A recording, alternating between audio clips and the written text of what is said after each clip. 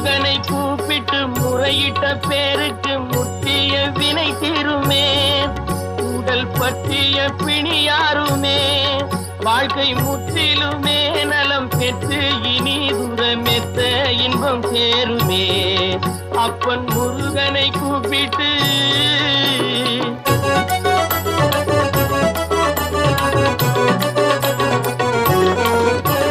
குமரனை கும்பிட்டு கொண்டாடுவோருக்கு குமரனை கும்பிட்டு கொண்டாடுவோருக்கு குறைகள் யாவும் போகுமே.